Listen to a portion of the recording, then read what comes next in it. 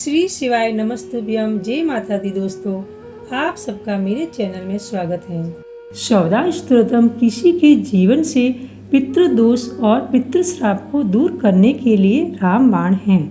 पितृ वे पूर्वज हैं जो हमारे और हमारे पूर्वजों से पहले रहते थे। कई हिंदू शास्त्रों में पितरों का वर्णन किया गया है। पितृ देवता के समान है। जैसे हमारा शरीर हमारे पूर्वजों के कारण अस्तित्व में आया है, पितृदोष तब होता है जब हमारे पूर्वजों और दिवंगत पूर्वजों की आत्मा को शांति नहीं मिलती है।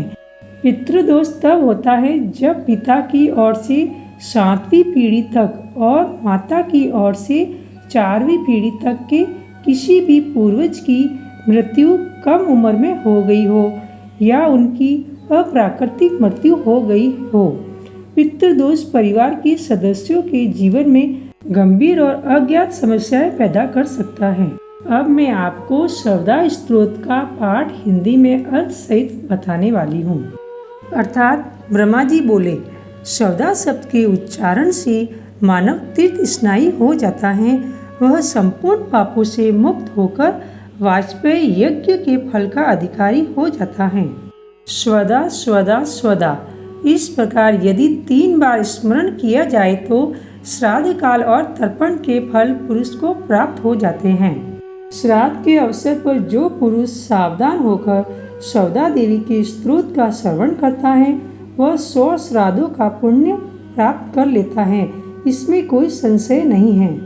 जो मानव शवदा शवदा शवदा इस पवित्र नाम का त्रिकाल संध्या समय पाठ करता है, उसे विनीत पतिव्रता एवं प्रिय पत्नी प्राप्त होती है तथा सद्गुण संपन्न पुत्र का लाभ होता है। देवी, तुम पितरों के लिए प्राण तुल्य और ब्राह्मणों के लिए जीवन स्वरूपिणी हो। तुम्हें श्राद्ध की अधिष्ठात्री देवी कहा गया है। तुम्हारी कृपा से श्राद्ध और तर्पण आदि के फल मिलते हैं। तुम पितरों की तुष्टि, दिव्य जातियों की प्रीति तथा ग्रस्तों की अभिवृद्धि के लिए मुझ ब्रह्मा के मन से निकलकर बाहर जाओ। सुव्रते, तुम नित्य हो। तुम्हारा विग्रह नित्य और गुणमय है। तुम सृष्टि के समय प्रकट होती हो और प्रलय काल में तुम्हारा तिरोभाव हो जाता है। तुम ओम नमः, स्वस्ति, स्वाहा, स्वदा एवं दक्षिणा हो। चारों वेदों द्वारा तुम्हारे इन 6 स्वरूपों का निरूपण किया गया है। कर्मकांडी लोगों में इन 6 की मान्यता है।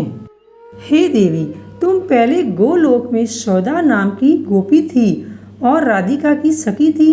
भगवान कृष्ण ने अपने वक्ष स्थल पर तुम्हें धारण किया, इसी कारण तुम शवदा नाम से जानी गई।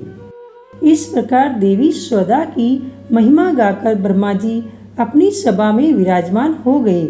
इतने में सहसा भगवती शवदा उनके सामने प्रकट हो गई। तब पितामह ने उन कमल नयनी देवी को पितरों के प्रति समर्पण कर दिया। उन देवी की प्राप्ति से पितर अत्यंत प्रसन्न होकर अपने लोक को चले गए। यह भगवती शवदा का पुनीत स्तोत्र है। जो पुरुष समाहित चित्त से इस स्तोत्र का श्रवण करता है, उसने मानो संपूर्ण तीर्थों में स्नान कर लिया है। वह वेद पाठ का फल प्राप्त कर लेता है।